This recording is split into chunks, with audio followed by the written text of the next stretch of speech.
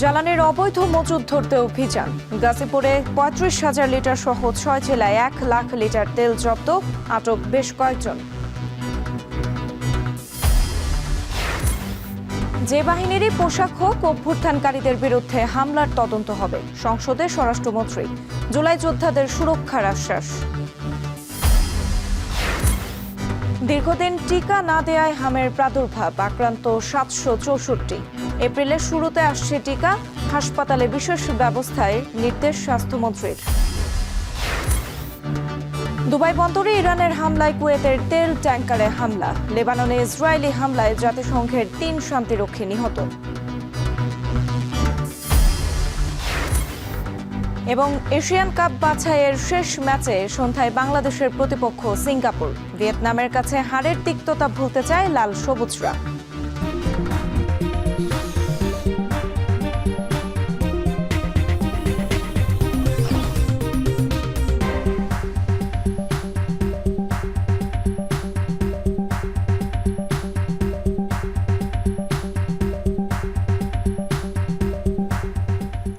স্বাগত এখন সকালে পুরো আয়োজনের সঙ্গে আছি আমি সুমাইরাত্রি। সারা দেশে জ্বালানি তেলের অবৈধ মজুদ ধরতে অভিযান চলছে। গাজীপুরের প্রায় ৩৫,০০০ লিটার সহ ৬ জেলায় আলাদা অভিযানে প্রায় ১ লাখ লিটার জ্বালানি তেল জব্দ করা হয়েছে, আটক করা হয়েছে বেশ কয়েকজনকে। বিস্তারিত থাকছে এর প্রতিবেদনে। জ্বালানি তেলের অবৈধ মজুদ ও পাচার ঠেকাতে সারা দেশে জোরদার করা হয়েছে অভিযান। বিকেলে গোপন সংবাদের ভিত্তিতে গাজীপুরের কোনাবাড়ি ২২ মাইল এলাকায় আব্দুল আলী ফিলিং স্টেশনে অভিযান চালায় জেলা প্রশাসন। এ সময় ফিলিং স্টেশনে অবৈধভাবে মজুত করা প্রায় ৩৫,০০০ লিটার ডিজেল ও অকটেন জব্দ করা হয়। এখানে যে জ্বালানি তেল যেটা হবে সেটা জনসাধারণের মাধ্যমে কাছে বিক্রয় করা হবে। সোমবার আরেকটি বড় অভিযান চালানো হয় চট্টগ্রামের সীতাকুণ্ডের সলিমপুরের সিডিএ গেট সংলগ্ন এলাকায়। অভিযান চালিয়ে ২৫,০০০ লিটার ডিজেল জব্দ করে জেলা প্রশাসন। জেলা প্রশাসন আমরা ইতিমধ্যেই প্রায় ৩১,০০০ লিটার তেল আমরা জব্দ করেছি এবং আপনারা জানেন যে ৯৮টি মামলা এই তেলের মূল্য বৃদ্ধিকে নিয়ে এবং কালোবাজারি এবং সেটিকে মজুদ করা নিয়ে ইতিমধ্যে ৯৮টি মামলা হয়েছে। প্রায় ৪ লাখ টাকার মতো আমরা কিন্তু জরিমানা করেছি। নড়াইলেও মোবাইল কোর্টের অভিযানে জব্দ করা হয় ৭,৪০০ লিটার ডিজেল। এই সময় ২ ব্যক্তিকে ৩৫,০০০ টাকা জরিমানা করা হয়। এদিকে সাতক্ষীরায় জাতীয় জরুরি সেবায় ফোন পেয়ে সদর উপজেলা থেকে ৭,০০০ লিটার পেট্রোল সহ একটি লরি জব্দ করে পুলিশ। খোলাবাজারে বিক্রির উদ্দেশ্যে লরিতে তেল পরিবহন করা হচ্ছিল। লরিটি জব্দ করে আটক করা হয় চালক রিপন শেখকে। স্থানীয় জনগণ আমাদেরকে জানায়, টিউবওয়েল লাইন থেকেও আমরা জানতে পারি। এর ভিত্তিতে আমরা গামানগর স্থানে গিয়ে আমাদের অফিসার পাঠিয়ে একটি লরিতে ৭,০০০ লিটার পেট্রোল সহ আমরা পাই। ওখানে যারা তেলের লরি ড্রাইভার সহ সংশ্লিষ্ট যারা ছিল তারা তাৎক্ষণিকভাবে কোনো বৈধ কাগজপত্র প্রদর্শন করতে না পারায় আমরা তেলের লরি ধারায় নিয়ে এসেছি। চাঁপাইনবাবগঞ্জেও সুজন নামের এক ব্যক্তির বাড়ির শৌচাগার থেকে ১৪৫ লিটার ডিজেল তেল উদ্ধার করেছে ভ্রাম্যমাণ আদালত এবং তাকে অবৈধভাবে তেল মজুদের দায়ে ৫,০০০ টাকা জরিমানা করা হয়। এছাড়া নাটোরের সিংড়ায় ভ্রাম্যমাণ আদালতের অভিযানে প্রায় ১৩,০০০ লিটার ডিজেল ও পেট্রোল জব্দ করা হয়। এ ঘটনায় এক ব্যবসায়ীকে ১ লাখ টাকা জরিমানা করা হয়েছে। চুয়াডাঙ্গার আলমডাঙ্গাতেও ট্যাঙ্ক লরি থেকে তেল খালাসের সময় প্রায় ৯,০০০ লিটার পেট্রোল ও অকটেন জব্দ করে পুলিশ। আটক করা হয় ৪ জনকে। জ্বালানি তেলের সংকট মোকাবেলায় বিভিন্ন জেলায় ফুয়েল কার্ড বিতরণ শুরু করেছে জেলা প্রশাসন। আগামী ১ এপ্রিল থেকে শুধুমাত্র কার্ডধারীদের যানবাহনেই জ্বালানি তেল সরবরাহ করা হবে। এছাড়া সীমান্ত দিয়ে পাচার ঠেকাতে সীমান্তগুলোতেও নজরদারি ও তল্লাশি জোরদার করেছে বিজিপি। আফনান অপসরা, এখন। এদিকে রাজধানীর ফিলিং স্টেশনগুলোতে এখনও দেখা যাচ্ছে তীব্র জ্বালানির সংকট। দীর্ঘ লাইনে ঘন্টার পর ঘন্টা অপেক্ষা করতে হচ্ছে চালকদের, ফলে সৃষ্টি হয়েছে তীব্র ক্ষোভ। তেল মজুদ থাকা সত্ত্বেও সংকট সৃষ্টির পেছনে সিন্ডিকেটকেই দুষছেন তারা। সরকার বলছে যথেষ্ট পরিমাণ জ্বালানি মজুদ রয়েছে এবং তা সরবরাহ করা হচ্ছে। বিস্তারিত জানাচ্ছেন রাব্বিয়াল রাহিদ। তীব্র জ্বালানি সংকটে রাজধানীর ফিলিং স্টেশনগুলোতে দেখা গেছে দীর্ঘ লাইন। ভোগান্তির শিকার শুধু সাধারণ মানুষই নয়, সংসদ অধিবেশনে আসা সদস্যদের গাড়ি ও পুলিশের পিকআপ ভ্যানকেও দাঁড়াতে দেখা গেছে লম্বা সারিতে। দীর্ঘ 4 ঘন্টা লাইনে দাঁড়ানো এক ড্রাইভার জানালেন ক্ষোভের বহিঃপ্রকাশ। প্রশ্ন রাখলেন, জ্বালানি সংকট নিয়ে কারা সত্য কথা বলছেন, সরকার নাকি পাম্প মালিকরা? অকটেন আর পেট্রোল বাংলাদেশি হয়, এটা ঘাটতি নেই কোনো। এখন কেন ঘাটতি হচ্ছে, কি কারণে ঘাটতি হচ্ছে জনগণ জানতে চায়, জনগণকে জানাইতে হবে। কষ্টটা কে করে? কষ্টটা মধ্যবিত্ত আমার মতো ড্রাইভার ভাইরা করে কষ্ট। এই বাইক পাঠাও চালায় তারা কষ্ট করে, গাড়ির মালিকও কষ্ট করে না, আর মনে করেন যারা ইউজ করে তারাও কষ্ট করে না। শুধু তিনিই নয়, অন্যান্য ড্রাইভারদের চোখে মুখে ক্লান্তি আর হতাশা। জ্বালানি সংকট সৃষ্টিতে সিন্ডিকেটের প্রভাবকেও দুষলেন তারা। ওনারা বলছে কোনো সমস্যা নেই, দেরি হচ্ছে কেন? একটা পাইপে দিচ্ছে আমাদের অনেক হোন্ডা, আর গাড়িতে দিচ্ছে কয়টা পাইপে, এই জন্য আমাদের বেশি টাইম লাগতেছে। আমার এতটুকু বয়সে আমি কখনো এরকম ভোগান্তি হইনি, এখন এইবারই প্রথম। আমি শুধু না, সবাই এইবারই তেলের জন্য এই ভোগান্তিটা। এই ভাইয়াকে দেখানো নিয়ে আমার আগে, এই ভাইয়ার আমার পরে অফিস করে এসে এখানে আছি। আপনি আমার কাছ থেকে কি অনুভূতি আশা করেন? তবে স্টেশন মালিকদের মুখে শোনা গেল ভিন্ন কথা। তারা বলছেন, রাজধানীর অধিকাংশ পাম্পগুলো বন্ধ থাকায় বেড়েছে ভিড়। অনেকেই অভিযোগ করছেন, সরকারের কাছে তেলের মজুদ থাকলেও নির্ধারিত সময়ে তা ছাড়া হচ্ছে না। এটা তো সাপ্লাই দিচ্ছে না তারাই, আমার সরকারের, এটা তো আমাদের দোষ না। আমাদের যেরকম দিচ্ছে আমরা সেই পরিমাণে আমরা সাপ্লাই দিচ্ছি। অনেক পাম্পে তেল নেই, ওই বাড্ডা ইয়েতে ওই মতিঝিল ওদিকে কোনো পাম্পে তেল নেই, ওরা এসে সব এখানে ভিড় জমাচ্ছে। এদিকে সোমবার এক সংবাদ সম্মেলনে খনিজ সম্পদ মন্ত্রণালয়ের যুগ্ম সচিব মনির হোসেন চৌধুরী জানান, রাশিয়া থেকে 6 লাখ টন তেল আসছে। ইন্দোনেশিয়া, মালয়েশিয়া, নাইজেরিয়া থেকেও তেল আমদানির চেষ্টা চলছে। উদ্বিগ্ন না হয়ে আমরা মানুষকে আশ্বস্ত করি যে আমাদের পর্যাপ্ত মজুদ আছে। রাব্বি আল রাহিদ, এখন, ঢাকা। মাগুরায় জ্বালানি তেল পেতে পাম্পগুলোয় দীর্ঘ লাইনে দাঁড়াতে হচ্ছে, ফলে বেশি সমস্যায় পড়েছেন চাকরিজীবীরা। এ নিয়ে আরও জানাতে মাগুরা থেকে যুক্ত হয়েছেন বিশ্বজিৎ বাপি। বাপি, মাগুরার পাম্পগুলোতে সার্বিক পরিস্থিতি এখন কেমন দেখতে পাচ্ছেন এবং তেল পাওয়া নিয়ে কি বলছেন গ্রাহকরা?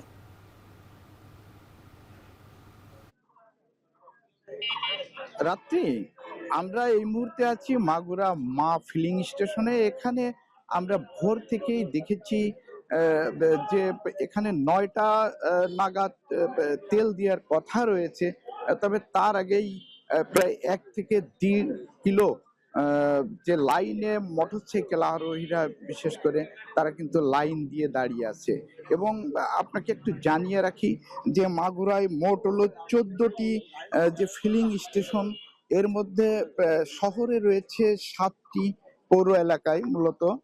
তো এই 7টির মধ্যে দেখে কিন্তু আর কোনো পাম্পেই কিন্তু তেল দিচ্ছে না, যার কারণে কিন্তু এই মা ফিলিং স্টেশন এই পাম্পটিতে তেল দেওয়ার কারণে কিন্তু এখানে কিন্তু দীর্ঘ 1 থেকে 1.5 কিলো কিন্তু লাইন রয়েছে। তো আমরা যেটা সার্বিক পরিস্থিতি বলতে আমরা যেটা বলতে পারি যে শহর যে সব থেকে যে বিব্রতকর যে পরিস্থিতিতে পড়েছে চাকরিজীবীরা, তারা জানাচ্ছে যে তাদের অফিস 9টায়, কিন্তু তারা ভোর 6টা থেকে বা কেউ 5টায় লাইন দিয়েও তারা কিন্তু তেল পাচ্ছে না। 9টায় যদি তেল দেওয়া শুরু হয়ে যায় তাদের কিন্তু অফিস আওয়ারে তেল দেওয়া হবে। তো তারা আবার অফিস শেষে যখন তারা তেল নিতে আসছে তখন কিন্তু তারা আবার সেই তেল পাচ্ছে না, তখন কিন্তু আবার তেল দেওয়া বন্ধ হয়ে যাচ্ছে।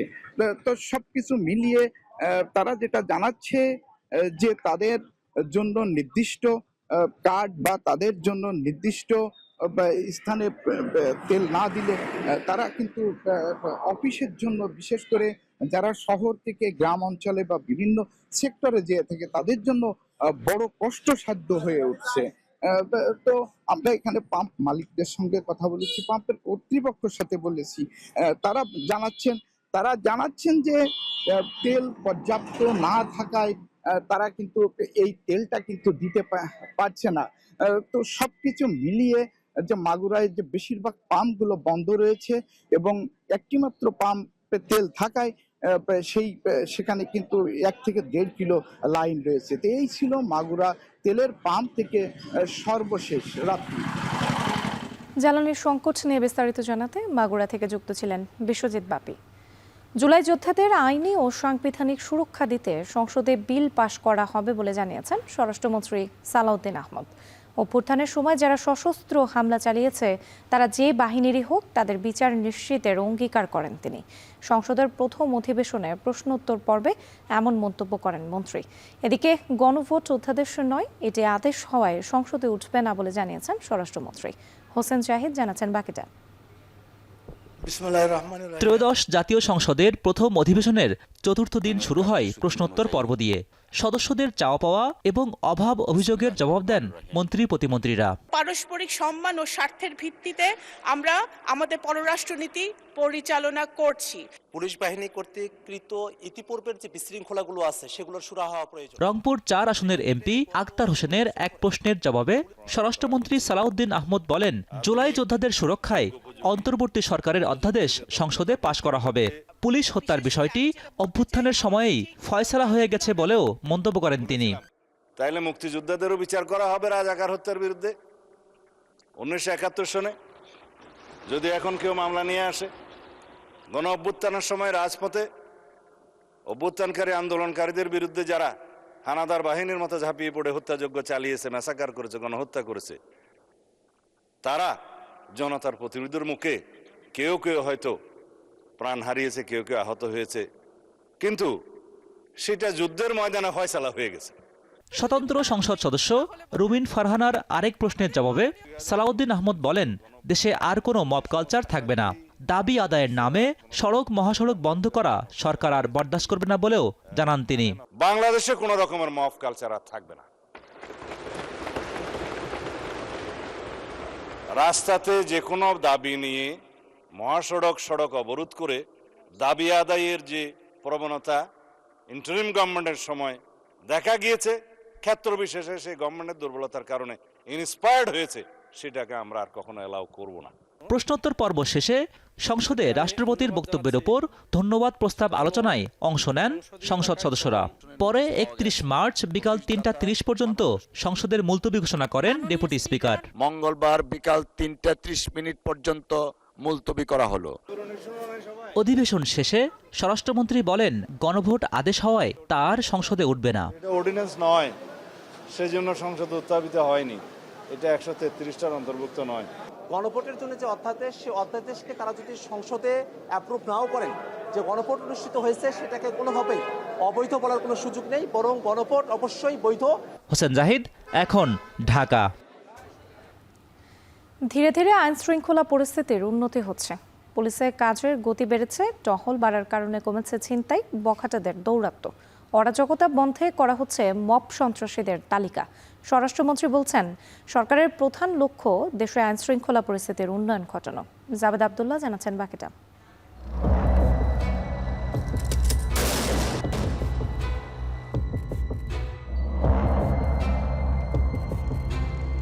2024-এর 5 আগস্টের পর কিছুটা ছন্দ হারায় আইন শৃঙ্খলা পরিস্থিতি। অপরাধে জড়িত পুলিশের কিছু কর্মকর্তা সে সময় চলে যান আত্মগোপনে। বাড়তে থাকে খুন, ছিনতাই, ডাকাতি থেকে শুরু করে মব সন্ত্রাস সহ নানা অপরাধের মাত্রা। ফলে বিদায় বছর জুড়ে জনমনে ছিল অস্বস্তি। এরপর ত্রয়োদশ জাতীয় সংসদ নির্বাচনে নিরঙ্কুশ জয়ে সরকার গঠন করে বিএনপি। গুরুত্ব দেওয়া হয় আইন শৃঙ্খলা পুনরুদ্ধারে। সরকারের প্রথম 180 দিনের কর্মপরিকল্পনা তৈরির কাজ শুরু করে মন্ত্রণালয়। পুলিশ সদর দপ্তরের এক পরিসংখ্যানে দেখা গেছে, বিদায় বছরে জানুয়ারি থেকে আগস্ট মাসে ডাকাতি, খুন, নারী ও শিশু নির্যাতন, অপহরণ, পুলিশের উপর হামলা সহ বিভিন্ন অপরাধে মোট মামলা হয়েছে 1,22,383টি। এর মধ্যে খুন হয়েছে 2,616টি। পুলিশের উপর হামলায় মামলা 419টি, নারী ও শিশু নির্যাতনে মামলা হয়েছে 15,000-এরও বেশি। এরপরই আইন শৃঙ্খলা নিয়ন্ত্রণে কঠোর হয় নবগঠিত সরকার। নগরবাসী মনে করছেন, বিএনপির রাষ্ট্রকাঠামোর মেরামতের 31 দফা রূপরেখা ও নির্বাচনী ইস্তেহার বাস্তবায়ন হলে সামাজিক অস্থিরতা হ্রাস পাবে, কমবে অপরাধ, বাড়বে জবাবদিহিতা। নিট ক্লিন যদি প্রশাসন তৈরি করা যায়, তাহলে হয়তো আগামীতে আইন শৃঙ্খলা পরিস্থিতি আরো উন্নত হবে। বর্তমান সরকারের বয়স তো মাত্র 1.5 মাস, তারপরও সে তুলনায় আমি মনে করি আগের চেয়ে এখন আমরা অনেক নিরাপদ। এই সরকারের মানে আসার পরে একটা পজিটিভ বিষয় যে মক কালচারটা থেকে আমরা একটুটা হলেও বেরিয়ে আসতে পারতেছি। এ বিষয়ে পুলিশের মহাপরিদর্শকের কাছে প্রশ্ন ছিল, জনগণের বন্ধু হতে কোন কৌশলে আগাচ্ছেন তারা। আইনের শাসন বাস্তবায়ন, ন্যায় বিচার প্রতিষ্ঠা, এই জন্যই পুলিশ কাজ করবে। ল অ্যাবাইডিং সিটিজেন কিন্তু এই মবের সাথে জড়িত না। মূল মব তৈরিকারী যারা, তাদেরও লিস্ট তৈরি করতেছি, সে যত ক্ষমতাধর হোক তাদেরকে আইনের আওতায় নেওয়া হবে। এ বিষয়ে তিনি জানান, ন্যায় বিচার প্রতিষ্ঠায় থানাকে ঘিরে কোনো নাগরিকের আর অভিযোগ থাকবে না। আমরা প্রত্যেক সদর থানাকে জেলার জিরো কমপ্লেইন থানা হিসাবে প্রতিষ্ঠা করতে চাই। অপরদিকে স্বরাষ্ট্রমন্ত্রী জানান, 180 দিনের একটি খসড়া পরিকল্পনায় হয়েছে আইন শৃঙ্খলার উন্নতি। বলেন, বাহিনীতে ধীরে ধীরে আস্থা ফিরে আসছে। বর্তমানে সরকারের প্রধানতম অগ্রাধিকার হচ্ছে আইন শৃঙ্খলা পরিস্থিতি উন্নত করা এবং জনমনে স্বস্তি প্রদান করা এবং দেশে আইনের শাসন প্রতিষ্ঠা করা। পুলিশের যে ঐতিহাসিক ভূমিকা ছিল, সেই ভূমিকায় আমরা আবার অবতীর্ণ হয়েছি। অন্য যে কোনো সময়ের চেয়ে আইন শৃঙ্খলা পরিস্থিতি নিয়ন্ত্রণে পুলিশ বাহিনী সংকল্পবদ্ধ, পাশাপাশি যে কোনো বড় ত্যাগে তারা প্রস্তুত বলেও জানান স্বরাষ্ট্রমন্ত্রী। দেশে হঠাৎ করেই বেড়েছে হামের সংক্রমণ। এজন্য সম্প্রসারিত টিকাদান কর্মসূচিতে দীর্ঘদিন হামের টিকা না দেয়াকেই দায়ী করছেন বিশেষজ্ঞরা। এখন পর্যন্ত দেশব্যাপী 764 জন আক্রান্ত হয়েছে বলে জানিয়েছে স্বাস্থ্য অধিদপ্তর। এমন প্রেক্ষাপটে ইউনিসেফের মাধ্যমে জরুরি ভিত্তিতে টিকা কিনছে সরকার। এপ্রিলের প্রথম সপ্তাহে টিকা এলে দ্রুতই টিকাদান কর্মসূচি শুরু করা হবে বলে জানিয়েছেন স্বাস্থ্যমন্ত্রী। আসিফ ইকবাল খান জানাচ্ছেন বাকিটা। দেশজুড়ে আতঙ্ক ছড়াচ্ছে সংক্রামক রোগ হাম। বিভিন্ন জেলায় দ্রুত ছড়িয়ে পড়া এই রোগে বাড়ছে শিশু মৃত্যুর সংখ্যা। দেশে একসময় হামে মৃত্যু শূন্যের কোঠায় নেমে এলেও হঠাৎ কেন আবার ভয়াবহ রূপ নিল, তা নিয়ে উঠছে নানা প্রশ্ন। সরকারের টিকাদান কর্মসূচি ইপিআইয়ের তথ্য বলছে, গত 2 বছর ধরেই হামের টিকার সংকট ছিল। ফলে অনেক শিশু নিয়মিত টিকার আওতায় আসতে পারেনি, যা বর্তমান পরিস্থিতিকে আরও জটিল করে তুলেছে। সোমবার সচিবালয়ে দেশের স্বাস্থ্য ব্যবস্থার উন্নয়ন নিয়ে যুক্তরাষ্ট্রের রাষ্ট্রদূতের সঙ্গে বৈঠক করেন স্বাস্থ্যমন্ত্রী। বৈঠক শেষে ব্রিফিংয়ে মন্ত্রী জানান, জরুরি ভিত্তিতে টিকা কিনতে ইতিমধ্যে ইউনিসেফকে অর্থ পাঠিয়েছে সরকার। একই সঙ্গে চিকিৎসা ব্যবস্থাও জোরদার করা হয়েছে। ঢাকা, রাজশাহী ও মানিকগঞ্জ সহ বিভিন্ন জেলায় বাড়ানো হয়েছে ভেন্টিলেটর সুবিধা। স্বাস্থ্য সচিব জানান, এপ্রিলের প্রথম সপ্তাহ থেকেই দেশে আসতে শুরু করবে হামের টিকা। শীর্ষ হাসপাতালে আমরা বেবিদের মিজেলস রোগীদের জন্য আমরা ওয়ার্ডের ব্যবস্থা করেছি, আইসোলেটেড ভেন্টিলেটরের ব্যবস্থা করা হয়েছে। মানিকগঞ্জে 8 bedded ICU unit along with ventilator ব্যবস্থা করা হয়েছে। রাজশাহীতে কালকে আমরা পাঁচটা ভেন্টিলেটর আমরা নিউনেটাল ওইখানে পাঠিয়েছি। ইনশাল্লাহ we are facing the acute attack of measles. আমাদের এই টিকার যে পেমেন্টটা, এটা কিন্তু আমাদের অলরেডি আমরা ইউনিসেফকে পেমেন্ট করে ফেলেছি। টাকাটা ইউনিসেফের কাছে আছে। এখন পারচেজ কমিটির মিনিস্টার পেয়ে গেলে আমরা তাদেরকে শুধু অর্ডারটা দিব এবং আমাদের টিকা চলে আসবে ইনশাআল্লাহ। শুধু হাম নয়, যক্ষ্মা, পোলিও, ডিপথেরিয়া, হুপিং কাশি, ধনুষ্টঙ্কার ও হেপাটাইটিস বি সহ বিভিন্ন রোগের টিকা সরবরাহেও দেখা দিয়েছে সংকট। দ্রুত এসব টিকা সংগ্রহে 604 কোটি টাকা বরাদ্দের কথা জানিয়েছেন স্বাস্থ্যমন্ত্রী। হাসপাতালগুলোকে প্রয়োজনীয় চিকিৎসা নিশ্চিতের নির্দেশ দিয়েছে স্বাস্থ্য মন্ত্রণালয়। আমরা টিকা আনার জন্য 604 কোটি টাকা বরাদ্দ করেছি। মিনিস্ট্রি অফ ফিনান্স কমিটিতে সেটা পাস হয়েছে। দ্রুত গতিতে ইনশাল্লাহ আমরা ভ্যাকসিন আনবো। এদিকে দেশের স্বাস্থ্য খাতের উন্নয়নে যুক্তরাষ্ট্র কী ধরনের সহযোগিতা দিতে পারে তার নির্ধারণে 5 সদস্যের একটি কমিটি গঠন করা হয়েছে বলে জানান স্বাস্থ্যমন্ত্রী। আগামী মে মাসের মধ্যে পরিকল্পনা চূড়ান্ত করে যৌথভাবে কাজ শুরু হবে। আসিফ ইকবাল খান, এখন, ঢাকা। এদিকে পাবনায় হঠাৎ করেই বেড়েছে হামের প্রাদুর্ভাব। আক্রান্তদের মধ্যে শিশুর সংখ্যাই বেশি, বয়স্কও আছেন কয়েকজন। তবে ওয়ার্ডে বেড সংকটে সাধারণ রোগীদের সাথেই চিকিৎসা নিতে হচ্ছে হামে আক্রান্তদের। সোহাগ মল্লিকের ছবিতে আরও জানাচ্ছেন মাসুদ রানা। পাবনায় দিন দিন বেড়েই চলেছে হামে আক্রান্ত রোগীর সংখ্যা। 250 শয্যার হাসপাতালটিতে 38 বেডের শিশু ওয়ার্ড হলেও ভর্তি 200-র বেশি রোগী। তাই সাধারণ রোগীদের সাথেই চিকিৎসা নিচ্ছে হাম আক্রান্ত রোগীরাও। পাবনা জেনারেল হাসপাতালের শিশু ওয়ার্ডের পাশেই রয়েছে হাম ওয়ার্ড। আগে ঠান্ডা লাগেছিল, ওই জায়গায় হাতুড়ি ডাক্তার দিয়ে দেখাইছিলাম, দেখানির পরে ইঞ্জেকশন করার পরে ঠান্ডা সেরে গেছিল। হঠাৎ করে বৃহস্পতিবারের রাতে আমার এই বাচ্চা কান্না করবে লাগলো, বিছানে শয় না। আমরা ওনাদেরকে ডাকলেও ওনারা আসে না, গেটের বাইরে থেকে বলে যে আপনারা আসেন, ভয় পায়, বলে যে আমরা ওই রুমে ঢুকবো না। তারপরে ঝাড়ুদারটা ঢুকতেছে না। 7 দিন আগে এই ঘরটা পরিষ্কার করে যে বাচ্চাগুলো আছে, তাহলে তো এগুলো আরও বেশি অসুস্থ হয়ে যাবে। কালকে নিয়ে এসে ওষুধ পানি কিছু লিখে দিয়েছে, দেওয়ার পরে এখন মোটামুটি একটু সুস্থ, কিন্তু চোখে অতিরিক্ত বাড়াইছে। যখন আইসোলেশন ভর্তি হয়ে যায় তখন তো কোনো উপায় থাকে না, তখন সাধারণ রোগীকে তো আমরা ফেরত দিতে পারি না, তখন সেই রোগীগুলো তো আসলে স্বাভাবিকভাবে সাধারণ রোগীর পাশেই থাকে। কী কারণে হঠাৎ হামের প্রাদুর্ভাব বাড়ছে সেটি বের করার চেষ্টা চলছে বলে জানান শিশু রোগ বিশেষজ্ঞ। মায়ের ভ্যাকসিনেশন থাকলে পরে বাচ্চা প্রতিরোধ পায় 6 মাস পর্যন্ত, আর আমাদের ভ্যাকসিনেশন দেওয়া থাকে 9 মাস থেকে। তো এই যে 6 মাস থেকে 9 মাস এই যে গ্যাপটা, এর মধ্যে হাম শুরু হয়ে যাচ্ছে। কেন পাচ্ছে এর জন্য আমরা হিস্ট্রি নিয়েছি যে মায়ের টিকা দিচ্ছে কিনা এবং বাচ্চার মতো টিকা দিচ্ছে কিনা, এগুলো হিস্ট্রি। ব্রেস্ট ফিডিং করলে হাম প্রিভেনশন হয়। আর টিকাদানে ঘাটতি বা অন্য কোনো কারণে এই সমস্যা হচ্ছে কিনা সেটি ঊর্ধ্বতন কর্তৃপক্ষ দেখছে বলে জানান পাবনার সিভিল সার্জন। টিকা নেওয়ার পরে হাম হচ্ছে, এটা ইনভেস্টিগেশন, এপিডেমিওলজিক্যাল ইনভেস্টিগেশন ছাড়া মানে বলা কঠিন। তো আমরা আমাদের ঊর্ধ্বতন কর্তৃপক্ষকে জানিয়েছি, ওনারা যথাযথ ব্যবস্থা নেবে। হাম একটি ছোঁয়াচে রোগ। হাম আক্রান্ত রোগীদের সাথে দূরত্ব বজায় রাখার পরামর্শ বিশেষজ্ঞদের। এখন পাবনা। বাজারে উঠতে শুরু করেছে গ্রীষ্মকালীন নানা সবজি, তবে সরবরাহের উপর উঠানামা করছে দাম। সবজির সরবরাহ ও দরদাম নিয়ে বিস্তারিত জানাতে পটুয়াখালীর কলাপাড়া পাইকারি সবজি বাজার থেকে যুক্ত হচ্ছেন জসিম পারভেজ।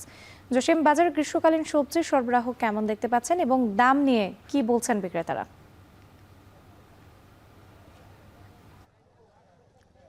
রাত্রে আপনি জানেন যে শীত শেষ হওয়ার সঙ্গে সঙ্গেই কিন্তু অনেক চাষিরাই তারা আগাম যে গ্রীষ্মকালীন সবজি সেগুলো কিন্তু এখানে তারা বাজারজাত করেছে এবং সেই বাজারজাত সবজি দক্ষিণ উপকূলীয় অঞ্চল পটুয়াখালীর কলাপাড়ায় এসে পৌঁছেছেন। এবং আমরা এই পটুয়াখালীর কলাপাড়া যে নাচনাপাড়া পাইকারি সবজি বাজার এসে যতটুকু দেখেছি যে এখানে চাহিদার তুলনায় সরবরাহ কম থাকায় পটল প্রতি কেজি বিক্রি হচ্ছে 60 টাকা, এখানে প্রতি কেজিতে বেড়েছে 10 টাকা। করলা বিক্রি হচ্ছে 120 টাকা, এখানে বেড়েছে 10 টাকা প্রতি কেজিতে।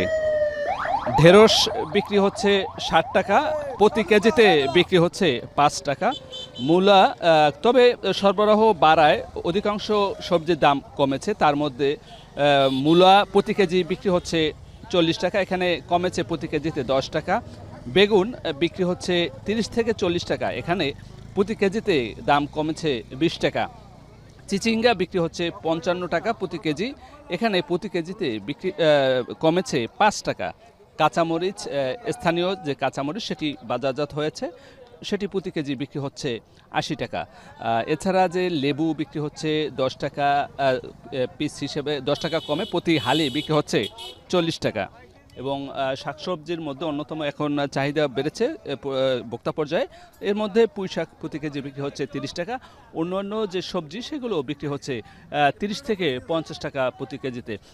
এছাড়া যে এখানকার যে আমরা ভোক্তা পর্যায়ের সঙ্গে কথা বলেছি, তারা বলেছে যে সবজির দাম যতটা বাড়ছে তার চেয়ে সরবরাহটাও কিছুটা কমছে, সে কারণে কিছু সবজির দাম বেড়েছে এবং কিছু যে সকল সবজি সরবরাহ দামটা সরবরাহ কমেছে সেগুলো বেড়েছে এবং যেগুলো সরবরাহ বাড়ছে সেগুলোর দাম কমেছে। এবং এইভাবেই কিন্তু সরবরাহের উপরেই নির্ভর করেই সবজির দরদাম ওঠানামা করছে, এমনটি আমরা জানতে পেরেছি এই বাজারে এসে। তো এখানকার যে স্থানীয় পর্যায়ের যে সকল কৃষক রয়েছে তাদের সঙ্গে আমরা কথা বলেছি, তারা বলেছে যে গ্রীষ্মকালীন যে সবজি সেগুলো উৎপাদন এখনও অব্যাহত রয়েছে ও আগাম জাতের যে সকল সবজি যেমন পটল, চিচিঙ্গা সহ অন্য যে সকল সবজি রয়েছে সেগুলো বাজারে সরবরাহ থাকায় কিন্তু দামটা অনেকটাই কমেছে, আরও সরবরাহ বাড়লে দামটা কমবে এমনটি আমাদেরকে নিশ্চিত করেছে। এই ছিল আমার কাছে সবশেষ রাত্রি। বাজার পরিস্থিতির খবর জানাতে পটুয়াখালীর পাইকারি সবজি বাজার থেকে যুক্ত ছিলেন জসিম পারভেজ। নোয়াখালীর বিচ্ছিন্ন দ্বীপ হাতিয়ার বাসিন্দাদের দুশ্চিন্তার কারণ হয়ে দাঁড়িয়েছে 4 নম্বর স্টিমার ঘাট সেতু। সম্প্রতি সেতুটির বিভিন্ন স্থানে দেখা দিয়েছে ফাটল, যে কোনো সময় সেতুটি ধসে পড়ার আশঙ্কা করছেন স্থানীয়রা। নোয়াখালী থেকে বার্তা জানাচ্ছেন নাসিম শুভ। নোয়াখালীর বিচ্ছিন্ন দ্বীপ উপজেলা হাতিয়ায় ৭.৫ লাখ মানুষের বসবাস। সড়কপথে হাতিয়ার এক প্রান্ত থেকে অন্য প্রান্তে যাওয়ার জন্য কেবলমাত্র একটি সড়কের উপরই ভরসা।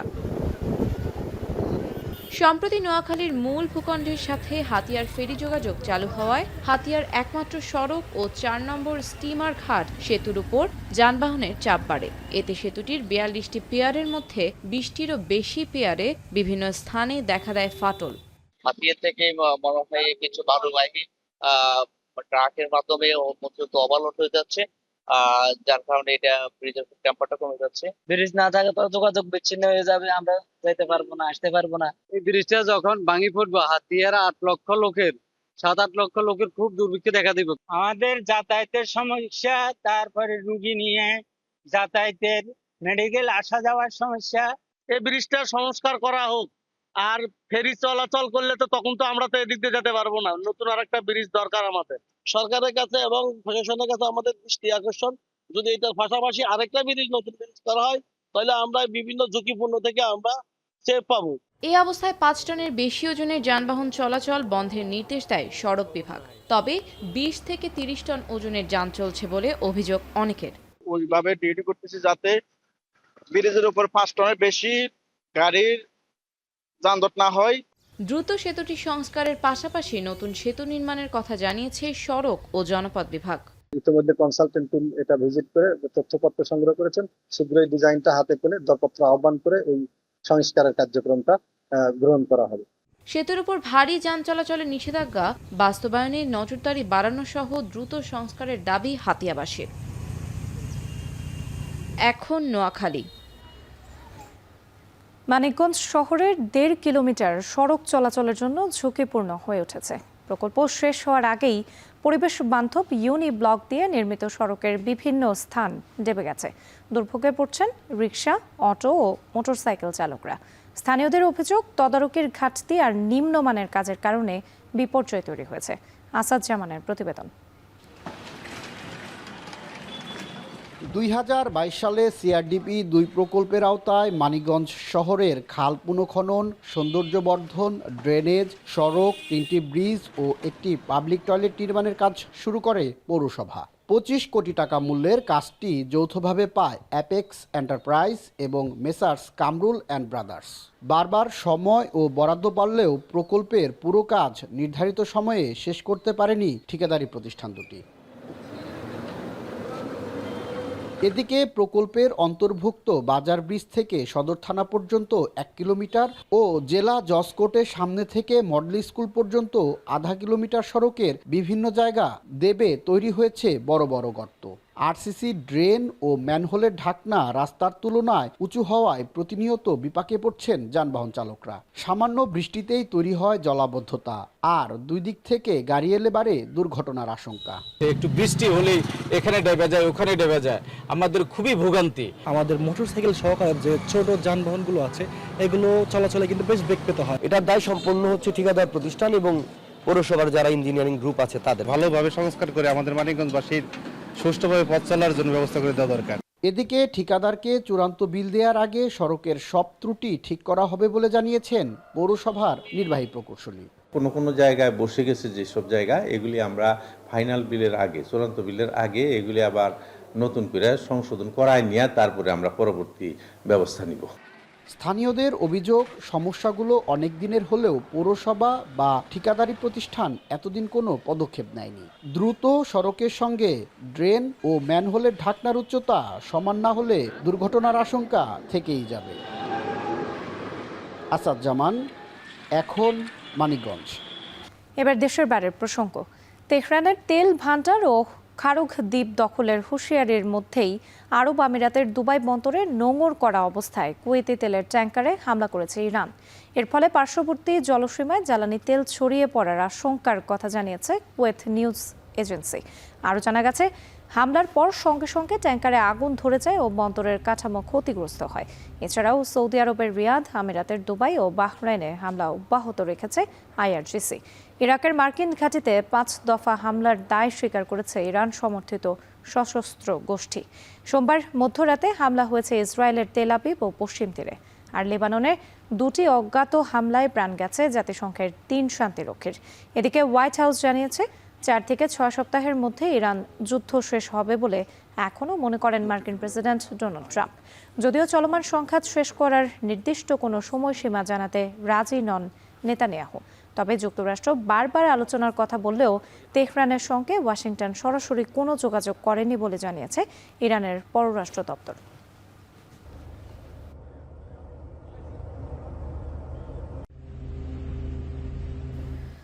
মধ্যপ্রাচ্যে চলমান সংকটের প্রভাব এখন সরাসরি পড়ছে যুক্তরাজ্যের অর্থনীতিতে।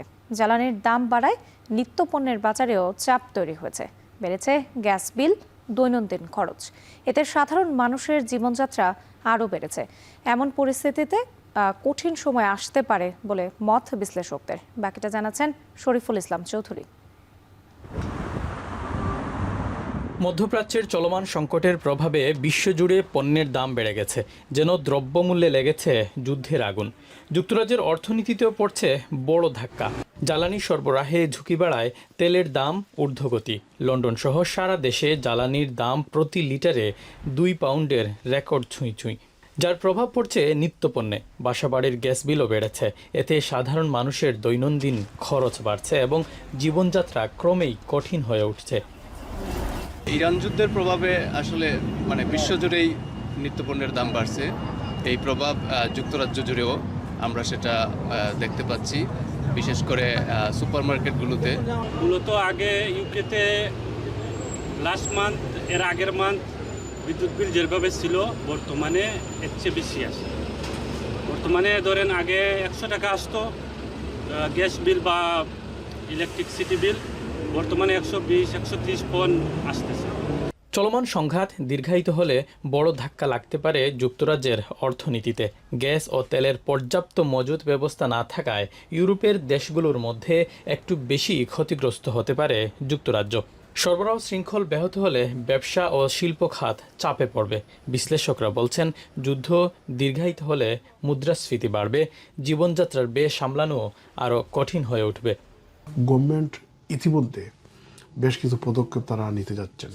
তো সব কিছু মিলিয়ে আগামী কয়েকদিন বা কয়েক সপ্তাহ ইরান যুদ্ধ কোন দিকে যাচ্ছে সেটা নির্ধারণ করবে বা নির্ভর করবে ইকোনমিটা কোন দিকে যাবে।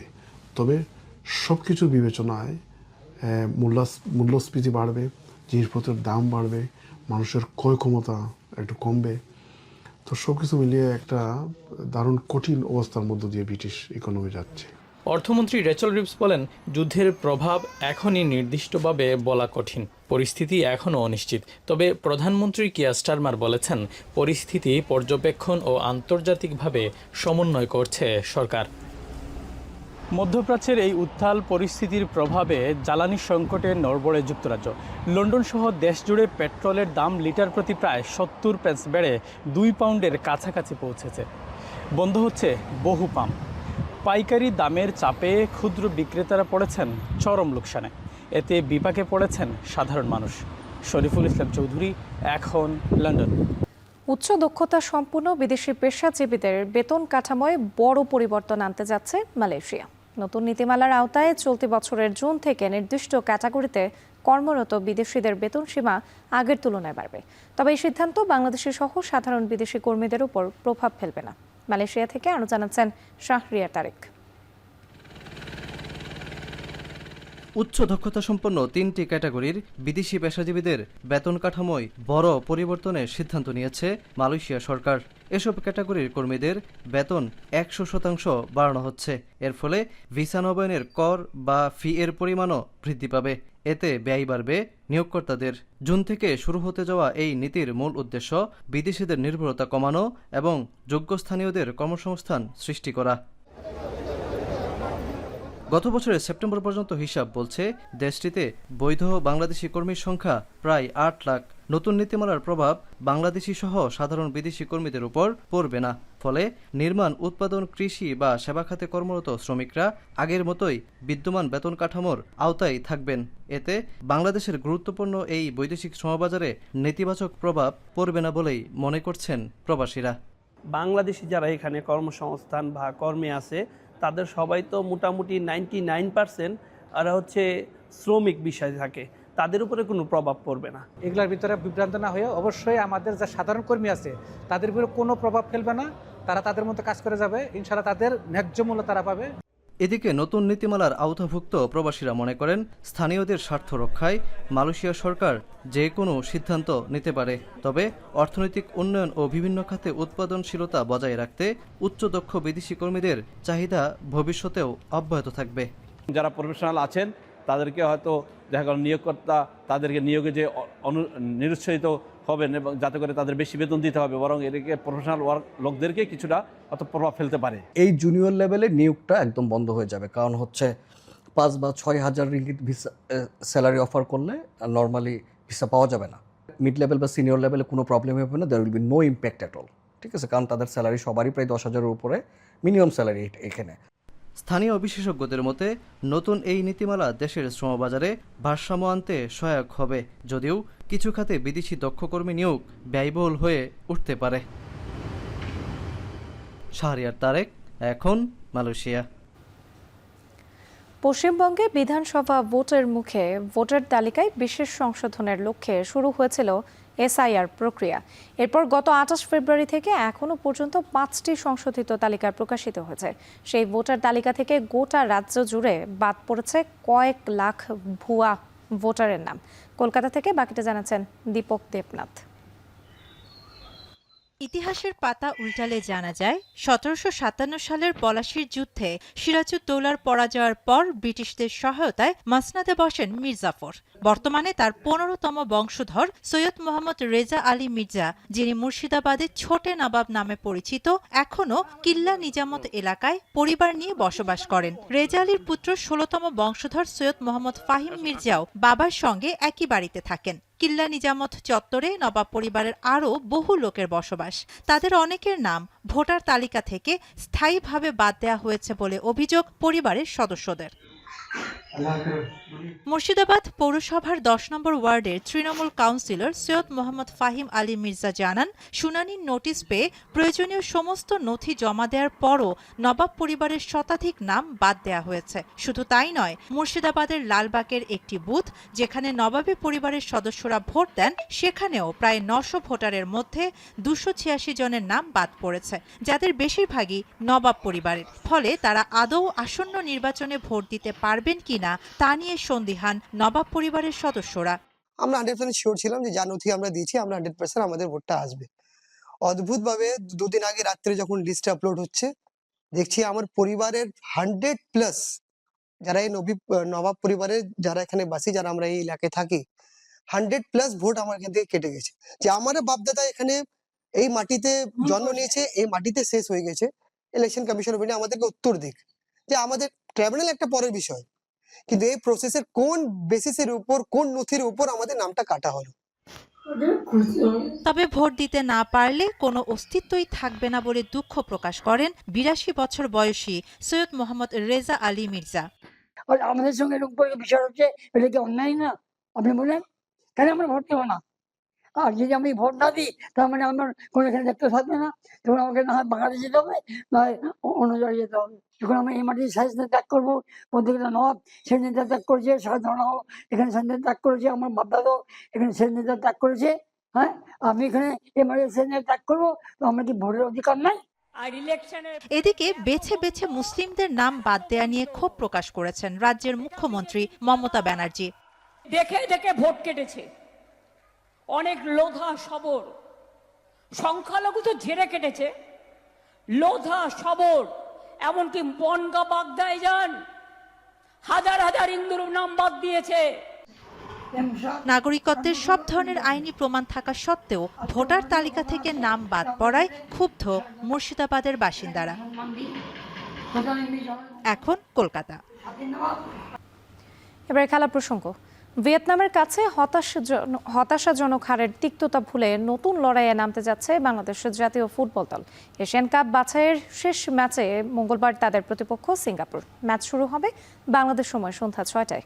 রেজাউল করিমের প্রতিবেদন। সিঙ্গাপুর ম্যাচের আগে দলে ফিরেছে আত্মবিশ্বাস, বিশেষ করে দেশটিতে থাকা প্রবাসী বাংলাদেশি সমর্থকদের অকুণ্ঠ ভালোবাসা এবং তাদের সমর্থন বাড়তি প্রেরণা যোগাচ্ছে ফুটবলারদের। তবে নির্দিষ্ট সংখ্যার বাইরে বাংলাদেশি সমর্থকদের টিকিট দেয়নি সিঙ্গাপুর ফুটবল ফেডারেশন। ভক্তদের টিকিট না পাওয়ায় খারাপ লেগেছে অধিনায়ক জামাল ভুঁইয়ারও। তবে সবকিছু ছাপিয়ে ম্যাচটিতে পয়েন্ট অর্জন করেই দেশে ফেরার প্রত্যাশা তার। হোটেলের সামনে অনেক ফ্যান্স মিট করছে, তো ওরা সবাই রিকোয়েস্ট করছে আরও টিকিট। তো আনফর্চুনেটলি সিঙ্গাপুর ফেডারেশন দিতে পারে না। অন্যদিকে বাংলাদেশের প্রধান কোচ কাবরেরা এই ম্যাচে জয়ের ব্যাপারে আশাবাদী। বলেন, এশিয়ান কাপের মূল পর্বে কোয়ালিফাই করতে ব্যর্থ হলেও এখন পর্যন্ত ভালো অবস্থানে রয়েছে Bangladesh. As you say, the last game of these Asian Cup qualifiers, where we have had very good performances, but probably we have achieved less points that we were expecting. So we want to finish in a high note. We want to have a strong performance tomorrow and try to fight for the 3 points. এদিকে আগেই Asian কাপে নিজেদের জায়গা পাকা করে রেখেছে Singapore. শেষ ম্যাচে বাংলাদেশকে হারিয়ে এশিয়ান কাপে যাওয়ার প্রস্তুতি সেরে রাখার কাজটি করতে চান দলটির হেড কোচ গ্যাভিন লি। সংবাদ সম্মেলনে হামজা চৌধুরীকে নিয়ে বাড়তি প্রশংসাও ছিল কোচের কণ্ঠে। Versions of ourselves, and that means every single window is something we cannot take for granted. Most people knows him, and I think there's a lot of talk about him already. He's a very good player. He plays at a very, very high level. আগের ম্যাচগুলোতে অবশ্য সিঙ্গাপুরের বিপক্ষে কোনো সুখস্মৃতি নেই বাংলাদেশের। মুখোমুখি দেখায় 3 ম্যাচেই হেরেছে লাল সবুজরা। তবে এশিয়ান কাপ বাছাইয়ের এবারের যাত্রায় অ্যাওয়ে ম্যাচে না হারার বিষয়টি আশা দেখাচ্ছে বাংলাদেশ শিবিরকে। রেজাউল করিম, এখন। শেষ করছি এখন সকাল, তবে যাওয়ার আগে শিরোনামগুলো আরও একবার। জ্বালানির অবৈধ মজুদ ধরতে অভিযান। গাজীপুরে 35,000 লিটার সহ 6 জেলায় 1 লাখ লিটার তেল জব্দ, আটক বেশ কয়েকজন। যে বাহিনীর পোশাকই হোক, অভ্যুত্থানকারীদের বিরুদ্ধে হামলার তদন্ত হবে, সংসদে স্বরাষ্ট্রমন্ত্রী। জুলাই যোদ্ধাদের সুরক্ষার আশ্বাস। দীর্ঘদিন টিকা না দেয়ায় হামের প্রাদুর্ভাব, আক্রান্ত 764। এপ্রিলের শুরুতে আসছে টিকা, হাসপাতালে বিশেষ ব্যবস্থার নির্দেশ স্বরাষ্ট্রমন্ত্রীর। দুবাই বন্দরে ইরানের হামলায় কুয়েতের তেল ট্যাঙ্কারে আগুন। লেবাননে ইসরায়েলি হামলায় জাতিসংঘের 3 শান্তিরক্ষী নিহত। এবং এশিয়ান কাপ বাছাইয়ের শেষ ম্যাচে সন্ধ্যায় বাংলাদেশের প্রতিপক্ষ সিঙ্গাপুর। ভিয়েতনামের কাছে হারের তিক্ততা ভুলতে চায় লাল সবুজরা। আর এই ছিল এখন সকালে। এখন টেলিভিশন ওয়েবসাইটে দেখতে ভিজিট করুন www.ekon.tv। এছাড়া ফেসবুকে দেখতে ভিজিট করুন facebook.com/tv.ekon এবং ইউটিউবে এখন টেলিভিশন দেখতে ভিজিট করুন youtube.com/c/ekontv।